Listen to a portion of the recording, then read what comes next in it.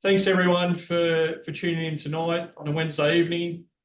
Here at the office and in consultation with Warren Shipley as chair as a state match, thought it was really important to try and put a session together for those new region committees as we come into the new structure, commencing in a few weeks on July 1.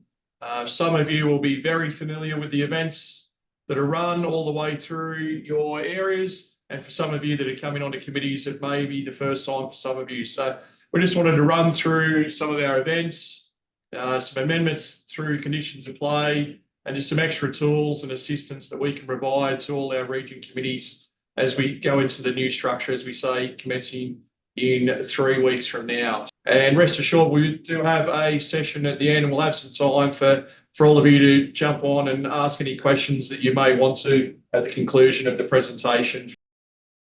So as you can see, this is what we're all here for, just a bit of an overview of the upcoming season.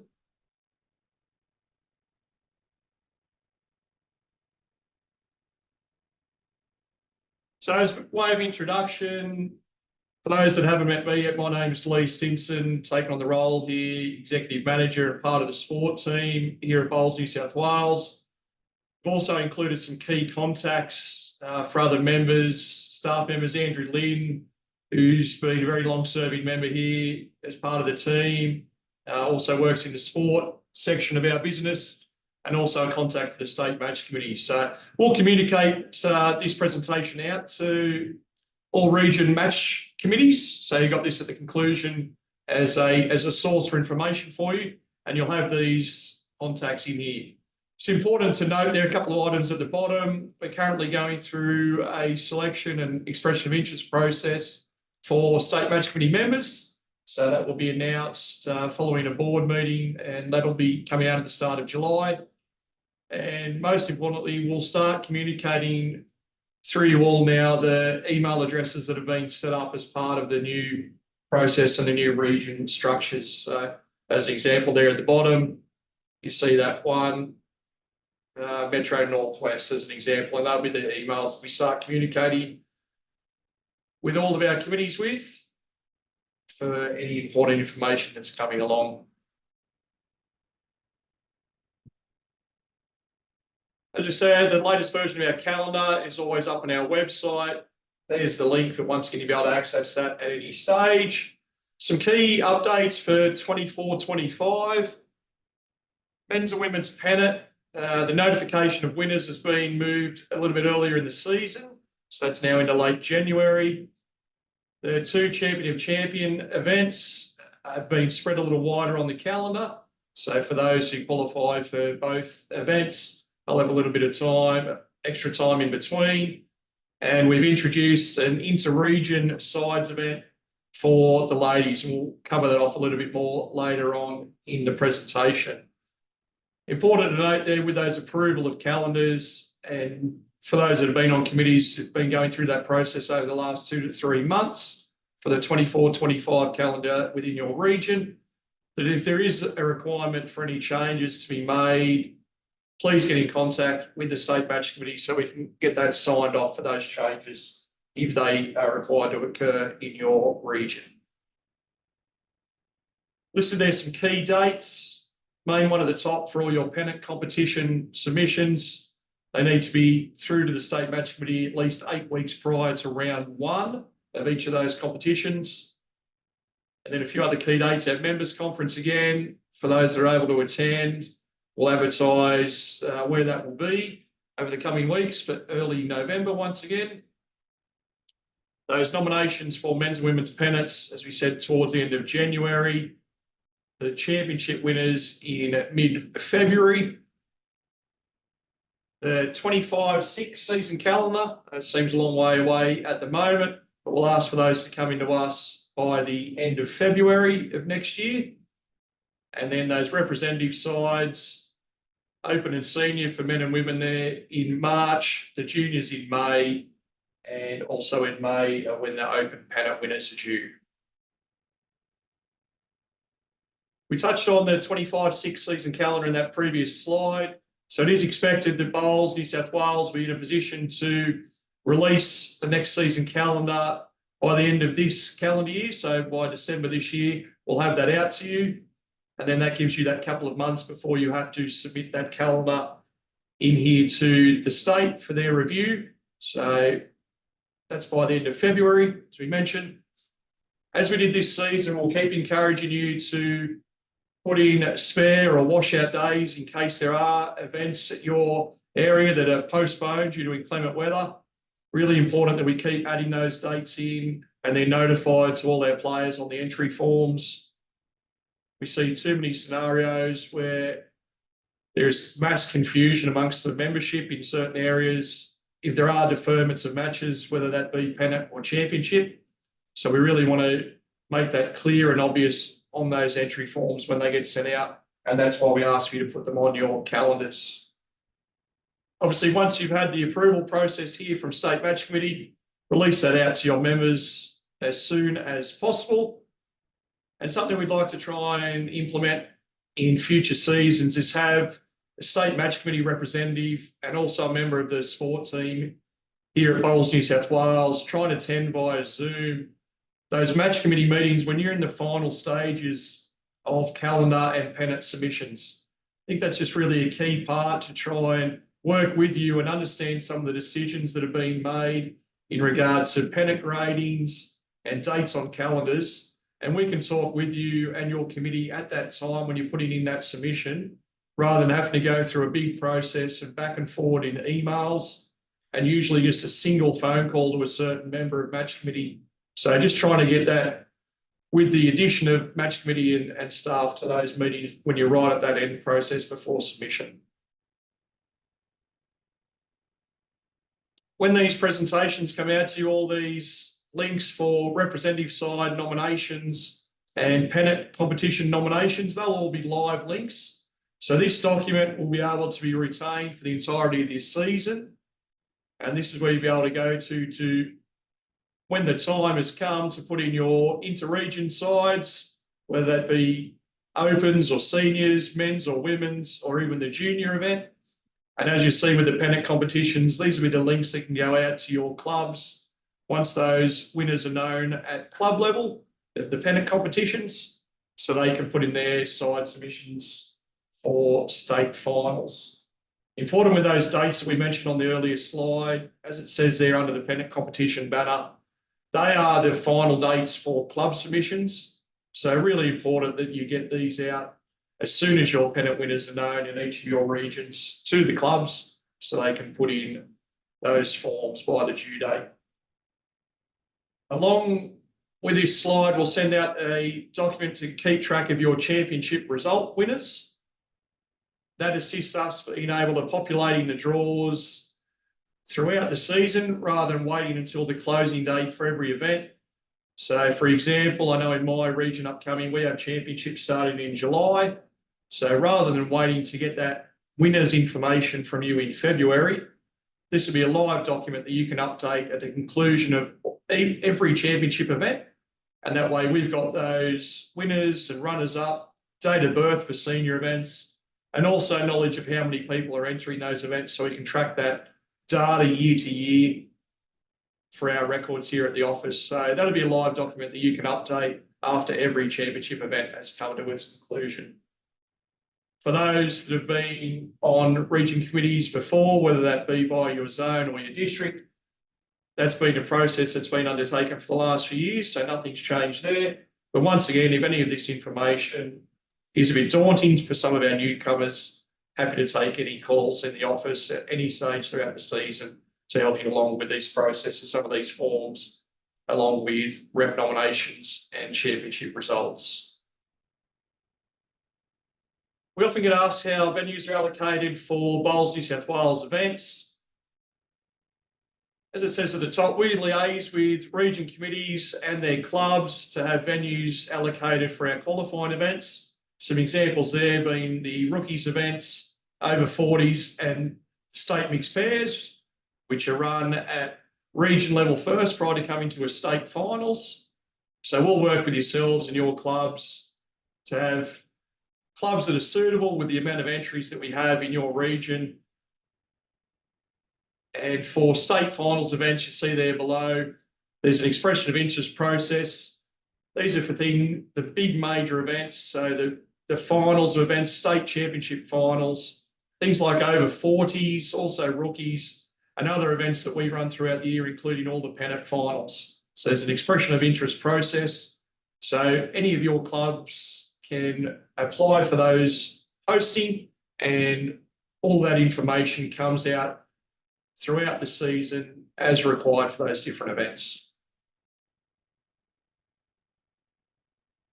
Part of the key theme tonight will be in around the conditions of play. As you see there, we've got the link, and that document will always be on our website in the resources under match and competition documents. You may have already noticed that the 24/5 conditions of play have been consolidated into one document. There's plenty of feedback that had come in over the past couple of years saying that they wanted to be just in a single document. So we've gone through the process and just brought that back to one piece of information. Once our 23-4 season concludes with the Open Pennant finals on the 30th of June, we'll take down that document from the website.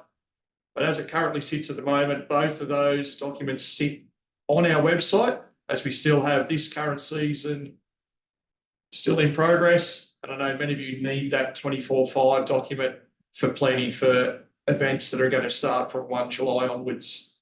We just ask that at that time, please update your websites or other avenues where you may have that conditions of play document, so you have the current information there for your members if they're searching by your region websites. We do have Platinum Pennant conditions of play still to be updated in that document. And as with anything else, any mid-season changes, we will communicate those out to you. We hope that Platinum is the only thing that needs to be added to that. But if there are any changes, they get communicated out through the regions and via our website as well.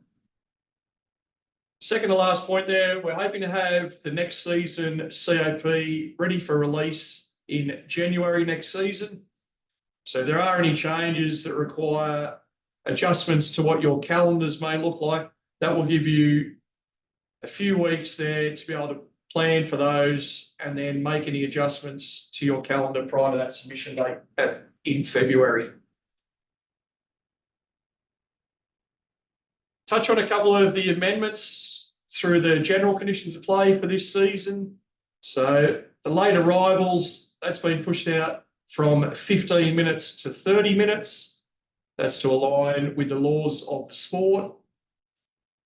Allocation of points in sectional play. So there's a change there. So if there are forfeit in sectional play, all matches involving that forfeiting player or team will be marked as a forfeit. So, for example, after round one, you have a team forfeit, that round one result will be marked as a forfeit, along with all other games that would have involved that player or team for the duration of sectional play. Determination of section rankings. Number 4 has been amended to be the result, the aggregate result of the matches played between those sides that are equal on the table, instead of the number of ends won. And that's been done because those number of ends won are not recorded, and more so for pennant play, where you may be at a 10 or 12 round season and you're not recording those number of ends. So that's been amended to take away the ends as a determining of the ranking, and now back to an aggregate using points 1, 2, and 3 that are above that for those sides that are equal on the ladder. Added this one here at the bottom. Now, this isn't a change, but one that is commonly misunderstood by committees and our players alike, is the absentee players in a side game. So to go through that, the team with the absent player plays as though a second is missing, and each player still continues to use the number of bowls that they would have done in that game. So this happens more often than not in pennant competition. So the team that becomes a player short by having a player absent, they have 6 bowls and the opposition has 8. And the order of play is maintained by the second of the team that has the full allocation.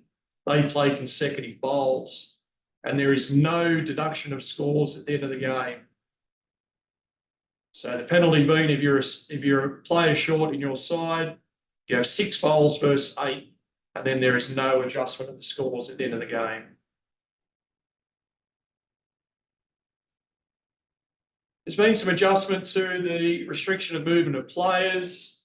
This has been done by various feedback methods from officials and players alike. It was widely abused by players at certain levels of competition, and it became very hard and nigh impossible in multi-green events for all the officials and umpires to police and then pose appropriate penalties.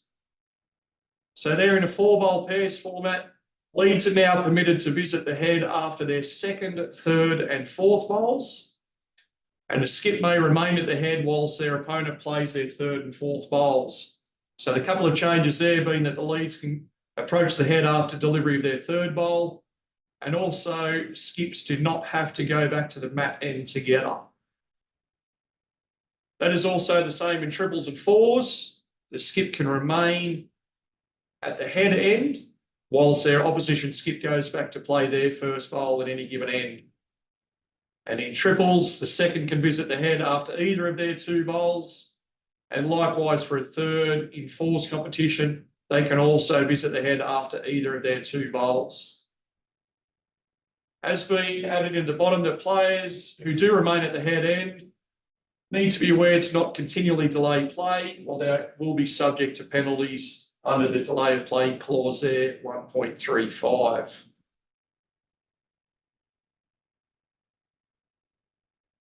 As we go to this new region model, there's plenty of questions coming in about who's eligible to play in what event. More so if you are still a club that has separate men's and ladies sub-clubs. So as we say there, the 16 regions are going to take over delivery of all of those pathway events for both men and women. And over these next few days, we have a document that is almost complete to be able to go out as a great source of information for region clubs and players alike that provides clear and obvious clarity about who can play in what event. So look forward to that coming out over the coming days. As I said, that will be a really good bit of information for all of your members as well. And we hope that helps you as administrators when you field questions from your member clubs.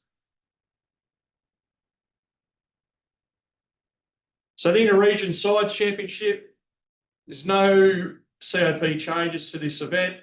Just a few reminders after just going through the inter-zone as it was just a few weeks ago. It's imperative that all of your selected players have a declared club that is affiliated within your region, and all of your selected players must be eligible to represent New South Wales at the Australian sides or the senior sides championship. So they don't necessarily have to be available and willing for selection, but they at least must be deemed eligible to be able to represent New South Wales.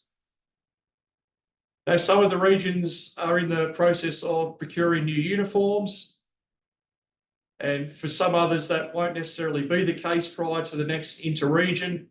So added there at the bottom that we hope to have teams in region attire, otherwise the old zone uniforms will be considered as suitable attire for that event. One of the additions to our programming for the 24-25 season is a women's inter-region side championship. This will be conducted as per our other events, 12 players per side, 3 teams of 4. We've put a condition upon entry numbers for this event. At this current point in time, we don't feel it's warranted to have 2 separate events, an open and a senior for the women, just based on our current membership. And also this being a new event, we don't want to impose huge additional costs onto the new regions. So we're going to start off with 1 event for the ladies and see how things progress over the coming season. So eligibility for the event, each side will need a minimum of 3 players who are eligible to represent New South Wales in the Australian Sides Championship. However, they are not eligible to be selected for the senior sides. And each side has a minimum of 3 players who are eligible to represent the senior sides championship. So that being 60 years or over at the date specified by Bowls Australia. So quite simply, you need to have 3 in that senior age bracket and 3 that aren't in that. And then the remaining 6 players can be made up in either one of those 2 categories. You can have reserves travel with the side, but of course, in every match that's played, you need to have that 3-and-3 quota fulfilled in each match. And once again, just that reminder at the bottom about the eligibility and being an affiliated member of your region, and also that note to uniform that may be old zone or district uniforms if you are not in a position to have region uniforms by that time. No amendments once again for the junior. 7-a-side. It's out at Club Dubbo for the next 2 years. Important to note, I know some areas are lacking in junior numbers at the moment. So I wanted to add in there that you can form composite entries with other regions. Please be in contact with Bowls New South Wales if you want to take up that option for any season, and we'll accommodate those juniors that you have in your area and make sure they get into a side. Moving across now to our championship events. The state men's and state women's events obviously are open to all of our affiliated members. Our senior events, those players need to be 60 years or over as at October 4, 2025. And that is due to those players then becoming eligible to compete for New South Wales in the Senior Sides Championship. So those senior men's and women's championships are a good pathway and selection opportunity for those players. So therefore, they need to be eligible to compete at Sides Championship. And that's why those players need to be 60 or over as at the 4th of October 2025, not at the time that your event's held. And Open Reserve Championships, where players are bound by their previous Open Pennant grading. That must either be grades 5, 6 or 7. And if a player does not have a previous Open Pennant grade, they must not have played in 50% or more matches in the current or previous season in Division 1 or Division 2 in the men's or women's pennant competition. And important to note there that anyone that goes on to win a state grade 5 Open Pennant, those players are still eligible to compete in reserve championships because their grading is grade 5 for their previous season. And invoices are issued out by Bowls New South Wales to the regions as at the closing date, which is in mid-February 2025. Formats for play, no changes there, but once again, this being a single document for you to be able to use for a lot of the information, wanted to make it clear and obvious to all of you. So singles, all matches are first to 25 shots, and that's irrespective of whether you're using sectional play or knockout. If you are using sectional play, just a reminder that shots scored in excess of 25 do not count on the ladder. So if a player is on 24, they score a 3 to win, they get 25 recorded as their shots up. The pairs format for state men, state women and senior men. The 2-2-2-2 format. This could be done either 21 ends per match all the way through the event, or should you begin with sectional play, that can be done in 3 lots of 14 ends.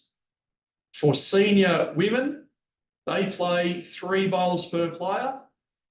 Once again, that's 21 ends per match or 3 by 14 in sectional. And open reserve pairs is the 2-2-2-2 format at 18 ends only per match or 3 by 12 in sectional play.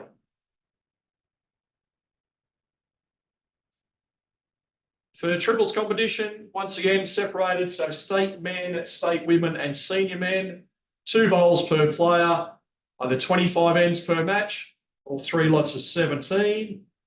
Senior women and open reserve also has 2 bowls per player, but those matches are reduced to 21 ends or 3 14s in sectional. And much the same for 4s, broken up into state men, women, and senior men at 2 bowls by 21 ends. All the reduced games there in sectional play, and the senior women and open reserve at 18 ends per match, or the slightly reduced 12 ends format if you're using the 3 games of sectional rounds prior to the knockout stages. Moving across into the pennant competitions, this graphic applies to all our pennant competitions, so the men, women, and the open. So you can only commence pennant competitions once the State Match Committee have approved the region pennant submissions. If there are any amendments, that may be additional sides or clubs reducing the number of sides after that approval process has been undertaken, please advise the State Match Committee so that can be reconsidered for approval, as we know that those more or less teams may make a significant impact to the structure of the event. Important, especially for a lot of our bigger areas and for those that are coming in and bringing districts across into this region model, that you can do draws geographically. If there are low entry numbers across grades or divisions, you can have multi-grade or multi-division competitions. They, however, must contain at least 2 sides from the lowest grade or division. So, for example, if your area has 2 Division 1 women's and 2 Division 2 women's sides, that can form a multi-grade because the lowest division, being Division 2 in that case, has at least 2 sides in it. Also, in that same example, if there are 2 or more sides from a division or a grade, the highest placed side will automatically qualify for post-sectional play, regardless of their finishing position. So once again, 2 Division 1 and 2 Division 2 ladies sides. The highest Division 1 side progresses through to post-sectional, even if a Division 2 side finishes above all the Division 1 sides on the ladder. However, if there is only 1 side from a grade or a division, they must finish above all of the lower grade or division sides to qualify for post-sectional. So for some areas who may have 1 grade 1, 1 grade 2 and 8 grade 3 competition in a open pennant competition, the grade 1 and grade 2 side, so the grade 1 needs to finish above 2 and 3, and the grade 2 side needs to finish above all the grade 3 sides to progress, because they are just a single side in a multi-grade or a multi-division competition. It's also been added that neighbouring regions can combine to create a competition where there are low numbers in any grade or any division. And once again, those submissions will just come through via your region and require sign-off by the State Match Committee. So we want to include that. We know that some of you are nearby to other regions and you may be able to form a competition that's suitable for those clubs if you are somewhere that has less travel distance with your neighbours. Our men's pennant competition for the upcoming season has been changed to 12-player sides, being 3 teams of 4, with the same scoring format as open pennant, so being 10 points per match. The overwhelming feedback from our male members was that they wanted all of their pennant competitions to be a 12-player format. Clubs within your same region can combine to form a composite entry. So noting that we're going from 8 to 12 players a side, it's important for those clubs with small membership numbers that they are aware that they can join with another club within the region to form a composite entry should they need to. They don't have enough numbers within their own clubs. All pennant competitions must be recorded on a Bowls link by each region. This is important as we track the data and assist with gradings at the conclusion of each season. So we need those competitions on Bowls link. We have a dedicated staff member here in the office to assist with any Bowls link inquiries. So if you're unsure or new to the process of setting up those competitions, we have people here in the office that can assist and help you along the way in setting them up. A change in this season is that there will be no regrade, or what is known as a variation to eligibility for men's pennant. And a maximum of 2 players per side are eligible to play no more than 1 division lower than their previous season grading would allow. This could be different players in each match, but it's important to note that clubs will need to enter sides based on the available members that they have via their open pennant gradings, as there'll be no regrades for men's pennant competition. And right at the very bottom, important to know that men's pennant has no impact on a player's open pennant grading. Once again, it's to be held across the 4 divisions. You see there the eligibility to be part of each of those. That hasn't changed from our previous season.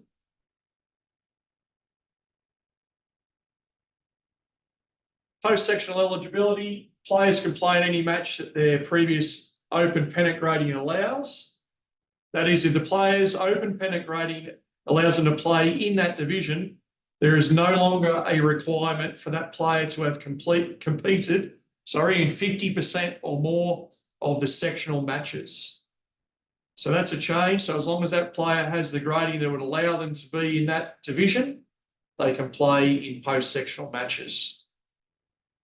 And a maximum of 2 players per side, as we mentioned earlier, are eligible to play no more than 1 division lower than their grading would allow. But for finals eligibility, those players must have played in at least 50% of sectional matches within that division. So that will stop a club bringing in higher grade players just to play the finals who haven't played throughout the season. So for those 2 players who are going down in division from what their grading allows, they need to have played in 50% of matches to be eligible for finals. Jumping across now to our women's pennant competition, that's remained at 8 players a side, so the 2 rinks of 4. Sectional scoring has been altered now to 7 points per match, being 5 for a masterboard win and 1 point for each rink win. That's been done to stop occurrences where sides were winning more games on the masterboard. However, it was possible that they would not finish on top of competition ladders. So there's been a slight increase in points per match to masterboard victory in our ladies' pennant. Once again, clubs within the region can combine to form a composite entry, and we ask that all of those competitions are entered onto Bowls Link. Important to know that the region nominates the default day and times of play. However, if that is a weekday, clubs can nominate a different playing day and time for their home matches. And that may vary amongst their different sides that they have entered. So, for example, you may have a Division 1 or a club with Division 1, they may want to play Tuesdays at 10 o'clock, but their Division 4 might want to play Thursdays at 10 o'clock, and others may want to play of an evening and things like that. So those clubs at home have that option across their divisions to nominate those times. Players are eligible to play in sectional matches in any division that their club has been allocated for the season, up until they have played the number of matches to be graded in a division during that season. We'll show you a table shortly that outlines that. So that's a change to this year. So once grades are allocated to the clubs, any member can start the season in any of those divisions up until they play the threshold number of matches. As we said, we'll go through that. And that next point touches on not being able to then go to a lower division for the remainder of the season. And once again, there are no player regrade forms for women's pennant in the 24-25 season. Also held across the 4 divisions, so Division 1 to 4, clubs will nominate the number of sides they wish to enter through their region committee, and the state match committee and the region match committee determine the divisions that are allocated to each club.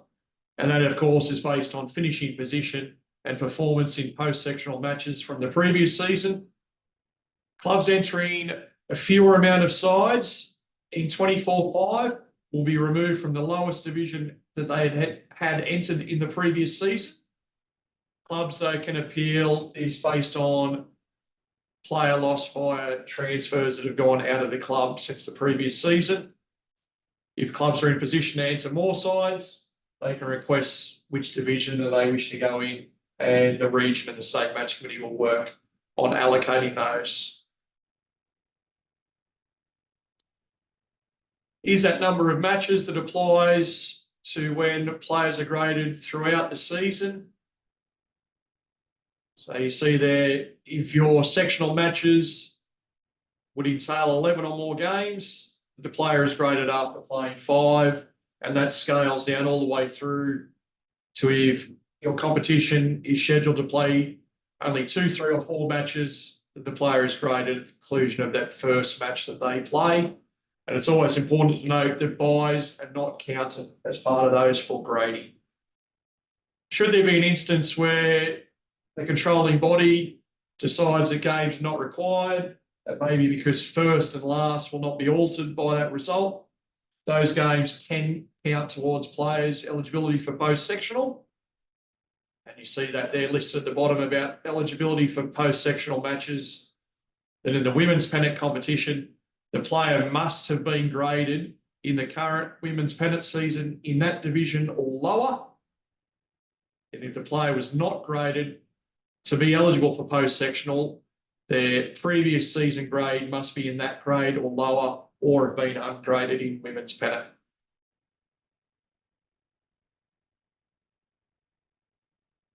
Our final pennant competition being the open pennant. So there's no adjustment to the number of grades, the number of players per side, or the point scoring system. That remains exactly the same from the 23-4 season. Once again, as mentioned, you can have composite entries from clubs within your region. And as we said on multiple occasions now, these competitions will be uploaded on Bowls Link by each region. Clubs are allocated grades based on their 23-24 season performance. Clubs, of course, can enter additional sides from the previous season.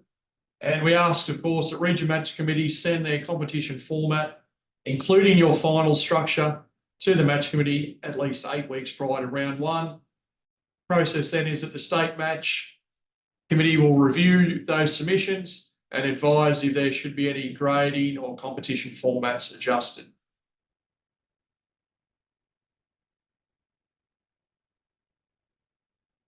We ask that regions don't start open pennant competition prior to February 1 unless you get approval from the state match committee. This, of course, will mean that we do not have our men's and women's pennant competition clashing with open pennant competition at region level. And all matches must be scheduled on weekend dates, and then the 2 clubs can then reschedule any match by mutual agreement. A change for the upcoming season to ensure that we get 16 competing sides at state pennant finals is if a region does not have a winner across any grade, that will be allocating those positions to regions based on the number of clubs within the region and the percentage of those clubs that are participating within that grade. So I'll take a little bit to digest, but we'll put an example there at the bottom with 3 different regions, X, Y, and Z, as a place that opened up by another region not having a grade 3 open pennant winner. And in that particular case, as you see by those percentages over on the right-hand side, that additional place would be given to region Y, as they had the highest percentage of clubs within their region who had a side in that particular grade. So we hope that that doesn't come to fruition. However, we do have that provision now to ensure that we have 16 sides at state pennant finals across that open pennant competition. So the elevations in grades, zone winners from 2 to 7 are elevated to the next highest grade, irrespective of whether the club already has a side entered. And clubs who win sections within the previous zone pennant competition may be elevated as required to balance out competition numbers within the grades. And of course, clubs may request to be elevated, based on an influx of players who are now eligible for those higher grades. But ultimately, it is the club's responsibility to ensure that they enter the grades that they have players eligible to play in. The flip side of that, of course, is the regression by clubs. Those who finished last in the previous zone open pennant, grades 1 through 6, may be regressed, irrespective of whether the club has a side in that grade. Clubs finishing last within sections of zone pennant competition may be retained or regressed as required to balance out numbers. Of course, clubs can request to regress in grade if they were not a last place finisher based on the decrease in numbers. Such applications are reviewed by the State Match Committee when taken into consideration the club's membership list, as well as transfers to and from the club since the previous season.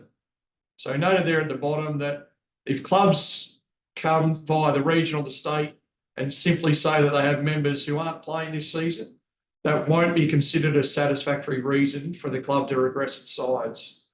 That any member that's listed as part of the club's membership on Bowls Link is considered available to play.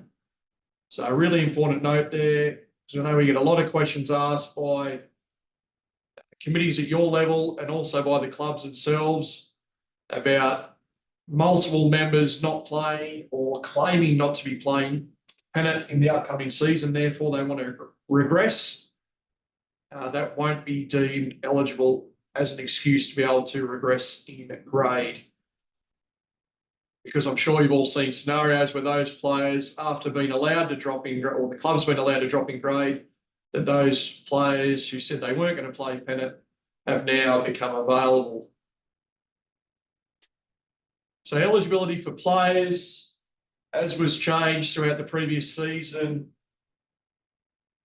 those who have a declared club outside of New South Wales are not eligible to participate in grades 1 through 7. Those who join from another state are automatically listed as graded in the club's highest side. Clubs, of course, can apply for a regrade. If they join a club from another country, they are automatically given a grade 1 rating with the club to apply. Previous season zone or state pennant winners receive an N in front of the grade. So that means no lower than. So for example, a zone grade 2 pennant winner gets listed onto their certification as an N2, meaning that without a regrade, they can play no lower than grade 2 in the next season. Clubs are restricted to 3 of those such players being eligible to compete in the club's next grade. However, that must be done via the regrade application. So a maximum of 3 players who have changed their declared club will be eligible to play no more than 2 grades below their previous season grading in that new club's highest grade. For those clubs out there with non-consecutive grades, those players are eligible to play in the club's next lowest side, and all other players shall be eligible to play no more than 2 grades below their previous season grading.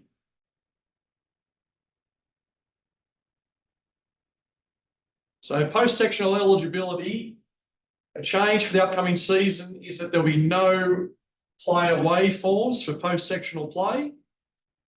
The player must have been graded in the current season in that grade or a lower grade. So if a club has a side going to the grade 4 finals, they can use any member who was graded in that season in either the 4, 5, 6 or 7 grades. If the player, however, was not graded in the current season, their previous season grading must be in that grade, lower, or even ungraded at all in their history of open pennant. So a change there, as we said, no waiver forms, but we have relaxed the restrictions about who is eligible to enter finals or post-sectional play for those clubs. Regrade applications, we know we'll still get plenty of these come in as we do each and every season. Those regrade applications are not considered or won't be considered unless their forms are completed correctly. I'll show you an example on the next slide of a correct example.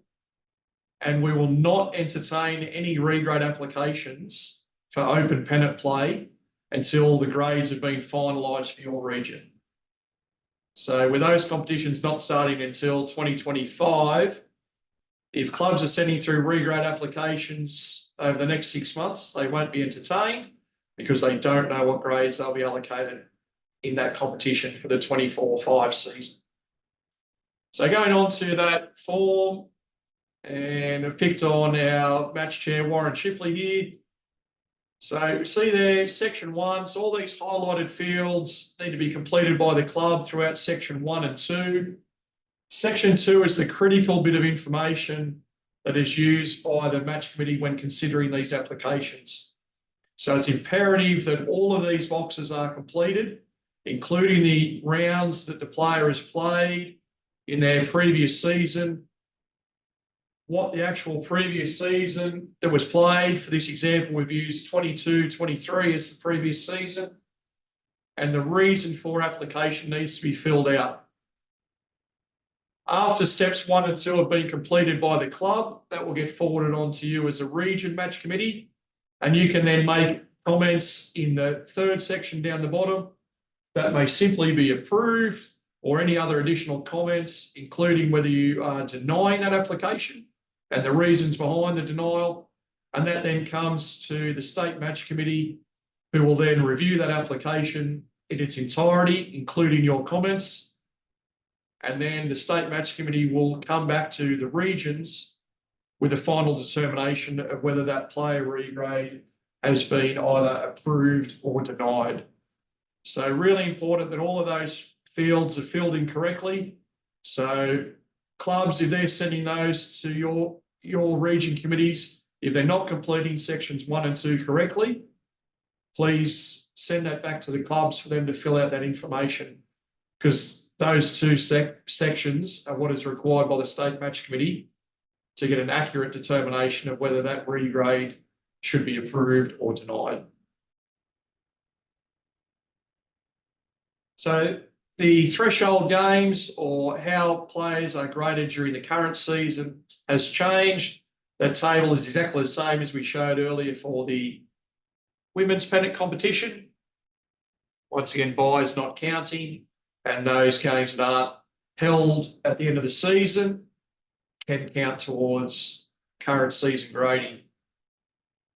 And a player is graded during the season once they've played the required number of matches, as per that table. The player who has not been graded after sectional play, but has played a total amount of games across all of the grades, they shall be graded in the current season in the grade which they have played the most amount of matches. And if that is equal, the lowest grade will apply to that individual.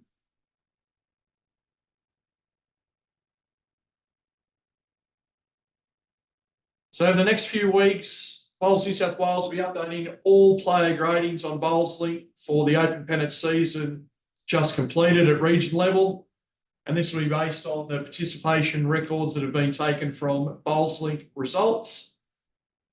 Certifications will then be updated at the conclusion of our open pennant finals in a few weeks' time for those who are state pennant winners. Those player gradings show up on the main membership page in Bowls Link, and that will show their membership NIN and number. And as per that example, Bowls New South Wales open pennant grade 6. With player certifications, i.e. those people with an N grading, that shows in that certifications tab, and they can be downloaded via the Bowls Link system for your region. If you have any issues with that, please contact our office. We're happy to assist with that download process for you. Understand that may be new for some of our region match committees. So after moving on from pennants, we conclude with our other Bowls New South Wales events. So those events we've listed there, players enter directly into those events via Bowls New South Wales and the competitions that we create in Bowls Link. and entry eligibility and formation of those teams as applicable in the conditions of play document. So at region committee level, you don't have to worry about the entry process for these events. That's all done here at head office. We create those competitions and then advertise as entries are open for players to enter directly. We're asking for some feedback back to our state match committee from our region committees on the format of the below events. So we really ask that you hold discussions with your delegates from clubs, as well as going through your match committee and your management committee prior to sending in responses. I haven't put an exact timeline on this. We want this to be really considered feedback from your area. So please take as much time as you need to come back to us on this. As we said, encourage you to go through your clubs and also your committee members for accurate responses, and those 5 competitions that are listed and how the formation through to regional state finals. So for Pennant competitions, we're asking, should those 3 Pennant competitions, and they may be different answers in your region for all 3 events. So really consider your feedback prior to sending that back in, whether those Pennant competitions finish off at region level or progress through to a state finals. And for the champion events in both men's and women's, about playing at region level first, with consideration, of course, needed to be given to adding some days into your regional calendar, or whether those club champions go directly to state finals. So yeah, have consideration about all of those 5 different events, and when the time's right for your region, please send that feedback back through. I'll open up to any questions, of course. We'll try and do it in an orderly fashion, one at a time. So just a reminder to unmute yourself as required. And I'm going to also invite our chair of match, Warren Shipley, to answer a few of those questions as they come in. So if anyone wants to start off with a question, unmute yourself, fire away, and Warren and I myself can provide some responses. Lee Junior here. How are you, buddy? Well, thanks, mate. That's very good. well. And Shippo. Hello, mate. I've just got 3 quick ones, boys. Just want clarification as to why the SMC believes when the clause 1.338 clearly states that a senior player is age 60 or above as per the COP. I understand when, Lee, you went through the slide there about the seniors, but allowing that date in October, which is 3 months into another season, and most regional calendars that I've seen, 95% of them are playing most of their championships prior to Christmas in this season. So a 58-year-old will win a regional title and a 59-year-old could possibly win the state title, yet it's a senior event that is for a person's age 60 or above. I believe the one date for everybody being that date in October is not how the seniors should be allowed to be run. And why does the SMC believe that's okay, that under 60-year-old people can win state senior events? I'll answer that one. It's we had consultation with our state selectors, and they wanted that to happen, so they are aware of the players who are eligible to play in the senior New South Wales team come the Nationals. And as was pointed out, they are pathway events to be selected in the senior state side. So it gives them the opportunity to compete against people who are also competing to be in that state side. Having that one date makes it clearer for everyone with the one date, where regions may have different starting dates for their senior events. And so a player in Region 1 may not have been eligible to play in a senior event compared to being eligible to play in the region next door because they had a different starting date for their senior event. So to make it uniform and to give our state selectors the opportunity to view all players eligible to be selected for New South Wales, that was a decision made by the state match committee in consultation with the selectors. Then can I ask Lee if you could just take to the state selection committee? to let us know at regional level, are they only looking at players in the senior championships for senior selection? So if a senior plays in open championships, they're not looking at that based on that criteria. Because I'd like to know. The other thing is that you don't have to Warren, be. I'll just jump in quickly. Yeah, just to answer that one. The selectors just use that expression of interest process where individuals can apply to be selected for any particular state side. There's sections on those forms for players to list their individual results, and selectors can use any event that person would be appropriate to play in. So a senior may get recognition in selection via participation in other events. No worries. Second one, the disparity between men and women pennant regarding eligibility with gradings, where it's open for women to play any division from the word get-go, but men are restricted to their open pennant grading. I'm sure, Julian, you would know my opinion on this. I would like to see men have no grades at the start of the open pennant season as well.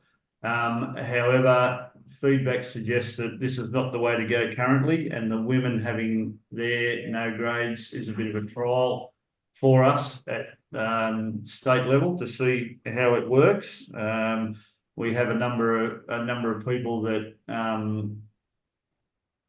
believe that clubs may try and use that to stack their lower grades, which I don't believe that to be the case anyway. You still have to field your highest grade teams, but that is the reason the women are a bit of a trial for it, and hopefully going forward we may have an open pennant where no one has grades at the start of it as well.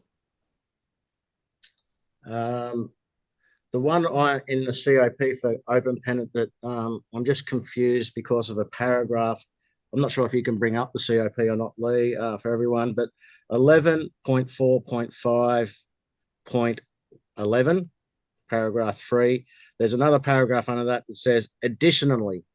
Now, we know that the previous clause says all players are allowed to play 2 grades below their previous season grading.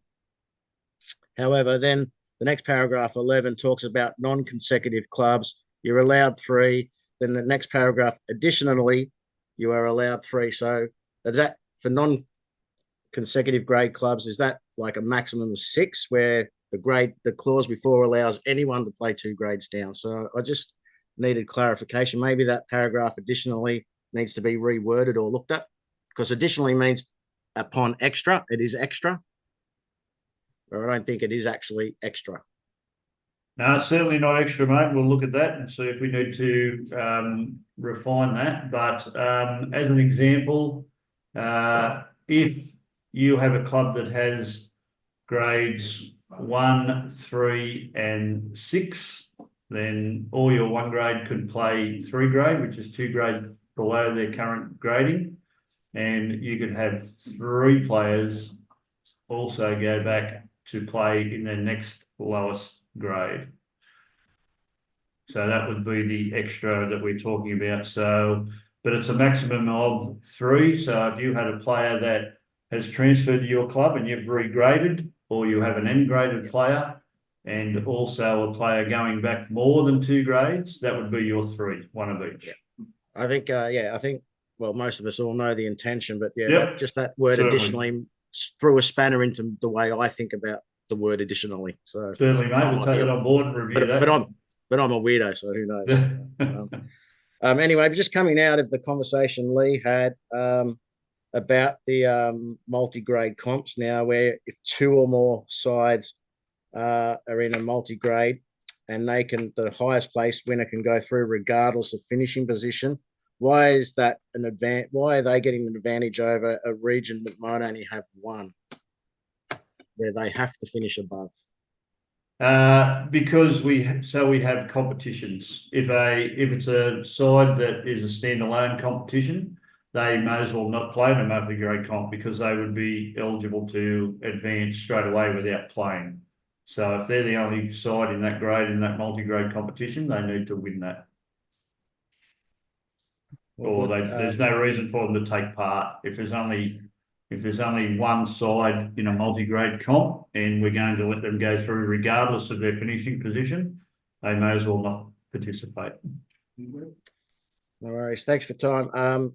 I will reiterate about the seniors. It's the men's club within the former Zone 13, now Metro Southeast.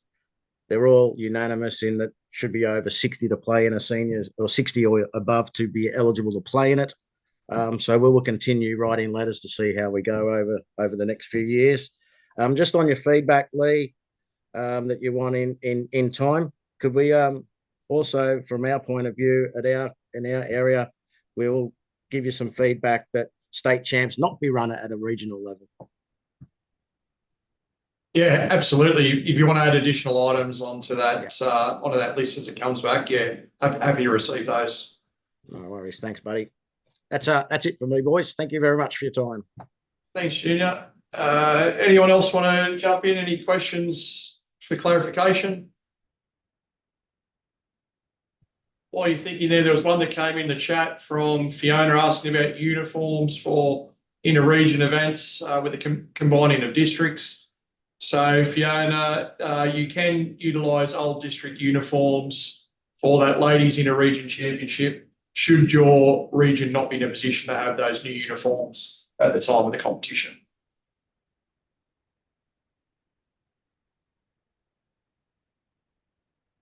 Sorry, Jace, you had something there? Yeah, g'day, Lee. G'day, guys. I just have one question. Have the state match committee looked at for a bit more uniformity and some more better structure for our members, looked at locking in conditions of play for a 2 or 3 year period? Because these constant changes in COP is an absolute nightmare, constantly educating our clubs from year to year. I know there's things that come up every year in regards to what happens during a season, whether it be pennants or state championships, but there's so much more ineligibility issues happening with our clubs. I would wonder if the SMC would look at locking in a COP for a 2 to 3 year period. Certainly an option, Jason, but we're looking at, we're trying to make the game more eligible for members rather than restricting people. So if we need to make changes to the conditions of play in coming years to do that, and we just pointed out one about the no grades and things like that, then we need to certainly look at doing that. Obviously, with the lowering of membership over the years, we need to try and do something to increase members when we can, but we're certainly trying to, as well as the calendar, try and have some stability in everything. But our changes to conditions is based on feedback we get from our members, but it's certainly something we'd like to get to if possible. Yeah, okay, thanks, mate. Thanks, Jason. Did anyone else have a specific question they wanted to go over? Yeah, Lee. Phil at Northwest. Just more on that additional eligibility stuff that Junior brought up.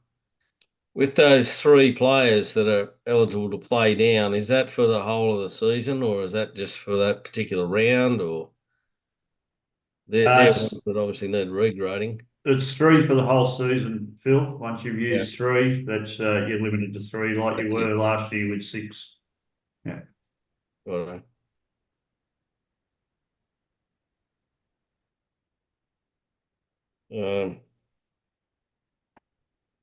I note the change there that a player can play in more than 1 match per round now. Yeah, look, there hasn't been too many instances where we've stopped a club from allowing a lower grade player to play up in the same round. Previously, you needed approval for that, but we don't see the necessity to gain approval for a washed out game where you're a couple of players short, that you're calling on your lower players that have already played in that round. Yep. What's your views on champion eligibility for clubs that have already started playing their club singles and pairs prior to 1st of July?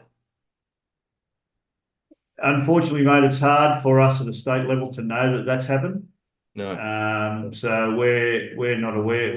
We are being made aware more and more that clubs haven't even gone to a financial year calendar and are still sticking to a seasonal calendar. Yeah, however, it's hard for us to know every club when they start their singles and pairs championship, and if they are actually qualifying in the proper year, I suppose. I don't know whether Lee, you've got any other thoughts on that, but yeah, it's difficult for us to know. Well, most of them aren't using Bowls Link anyway, so.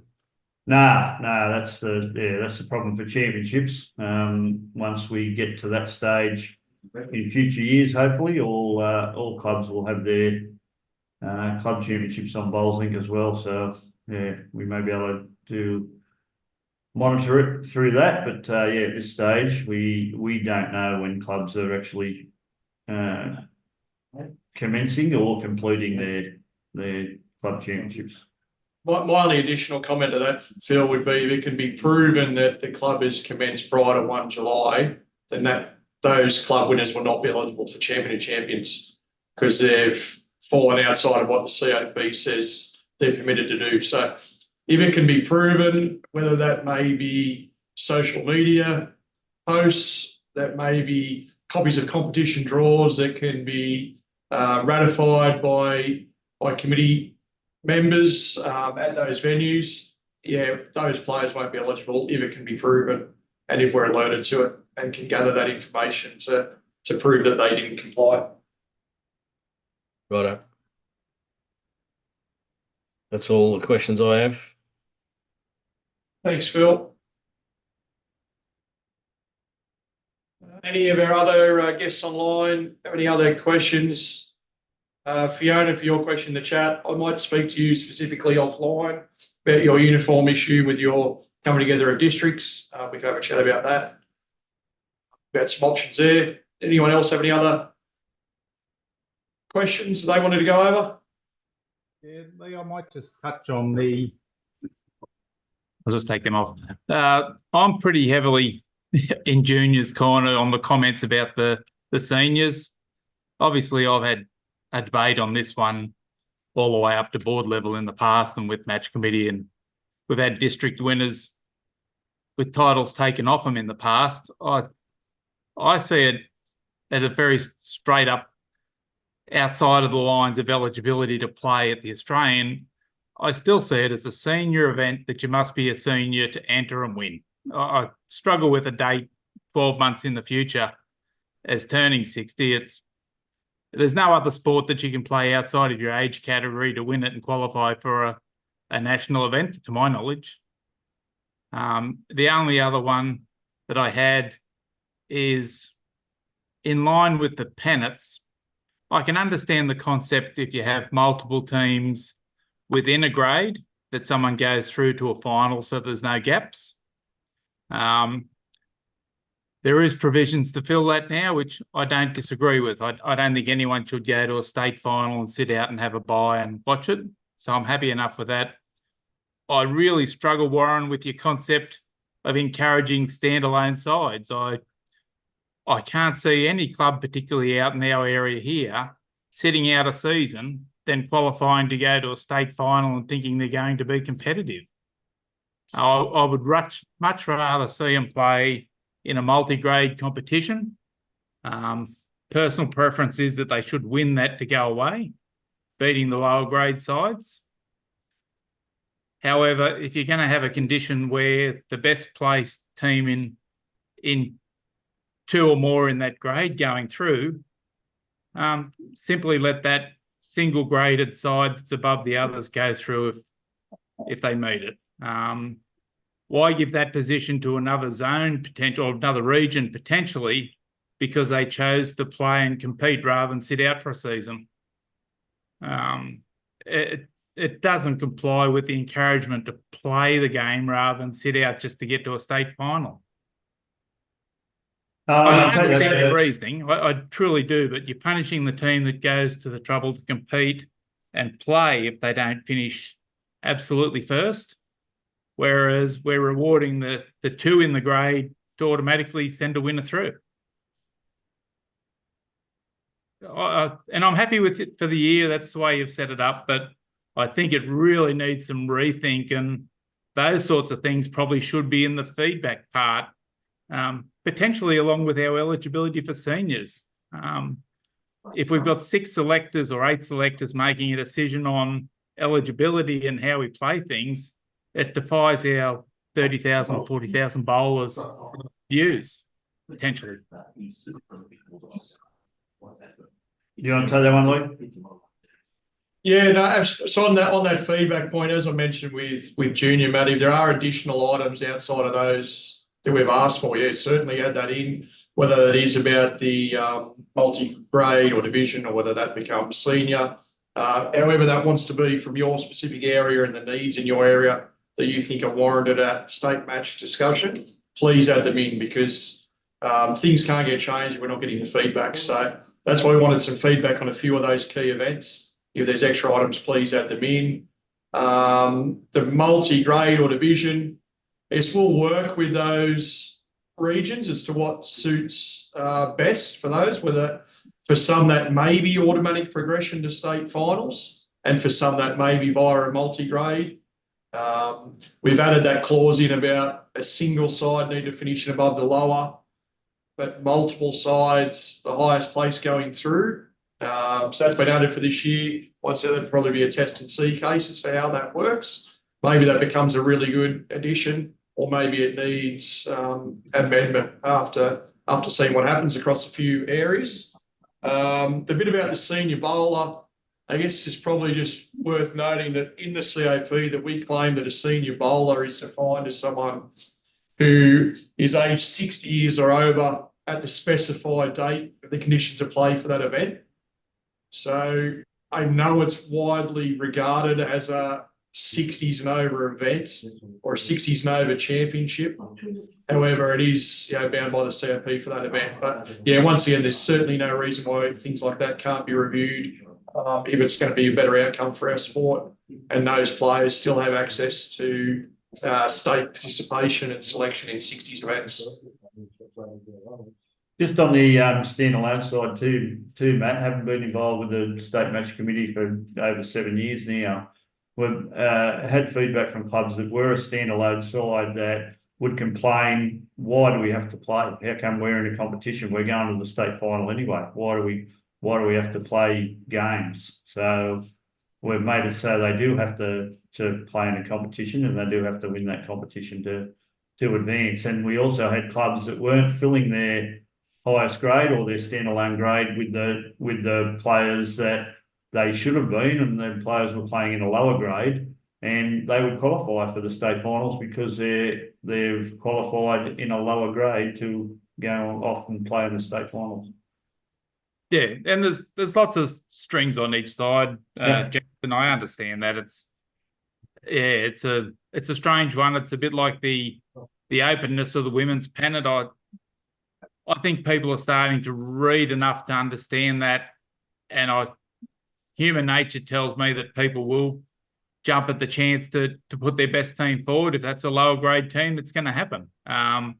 It's club, it's human, it's competition, and they're looking to win. So I'll be interested to see whether clubs can comply, but we've all seen plenty of throwaway teams in the past. And with the current level of grading, playing less matches, clubs would be able to drop a number of players each week to win a lower grade competition, I think. Yeah, so it'd be interesting to watch and see. But thanks for the presentation. Thanks, Matt, and thanks for the questions. And yeah, absolutely agree. And that's why, as Warren mentioned earlier, we've used the women's pennant as a bit of a trial case for that grading situation. Just so it's clear and obvious for everyone that's tuning in at the moment, that if a women's pennant club has divisions 2 and 4, they still have to field that highest division, and those threshold games to apply. But yeah, so we'll be interested to see, and yeah, hopefully it works out in favour, and once again it can be reviewed if clubs are abusing what is the intention of the rule. Lee, thanks, Gary. how are you? On this women's pennants, because I'm going to go blind with this. none of them use Bowls Link. So how do I get any information of where they finish on their sectional play from the previous year? There's nothing there. That'll be via some information that we'll have on hand from previous season results, and also via hopefully some of the ladies that have now come onto the region committee that will have that result from the district database. And hence why we put that condition in for every Pennant competition this year or this season is to go on Bowls Link. Obviously, it helps us at a level, but it certainly helps all of you as well when you're trying to get teams allocated from year to year. Yeah, so certainly, Gary, reach out through Lynn's probably the best point of contact here at head office for that collation of information for previous season. So yeah, reach out via Andrew if you haven't got that information at your local level via the ladies that have come onto the match committee. And Gary, I'll just say that some of the submissions we've already received, we're fairly strict on the ladies' clubs contesting the same grades as they did or divisions they did the previous season, unless they came first or last. So even if you've got a competition draw or anything like that, and find out who won and who came last, is basically that's what we're using to determine what division club's playing again. Cheers. Well, thanks once again to everyone for joining in. At the back end of the week, we'll send out this presentation to all our region match committees. We hope this is a good document for you all to reference throughout the year. Thanks for some of those questions. That obviously gives myself and Warren and the state match committee members some food for thought about some potential wording issues about the current document and some things to look for throughout the coming months. Important to note as well, as we said, we're not far away from a new season. I know gradings are a big thing for all of you, so we'll get that updated and over these coming weeks, so that information that you see via your membership list is accurate and a reflection of what happened in the Open Pennant season. And also our session has been recorded this evening, so we'll have this available for you to be able to pass on to other members of your committees that may wish to view this session and gather some information out of it. So that's probably a wrap from us, unless you've got anything further to add, Warren. Once again, just a big thanks to everyone. And yeah, we hope to come along the journey and enjoy the season. I'll hand over to Warren to wrap things up. Yeah, just thanks to you, Lee, for putting the presentation together. Fantastic. So hopefully we're getting a uniform word across the state. Just one other thing about the seniors. People don't have to be 60 to play at the senior inner zone as well. There's still people who are under 60 playing at the inner zone because they're eligible to play in the senior side at the national championships. So that's just to confirm that as well. The reason that we do that is so the selectors get to see all the people eligible. But thanks, Lee, for your time and putting it together. And please share this when you get sent to. Share it with your club. Share it with whoever you think needs to view it. And please submit feedback, because we use that to decide what we do in future years. Thanks. Thanks, Warren. Yeah, and we hope to have more of these sessions ongoing and really work with our committees. And we know it's a new prospect for all of you going into the new structure, and we're here to help along the way. So thanks everyone for tuning in on a Wednesday evening, and we'll catch up with you all soon.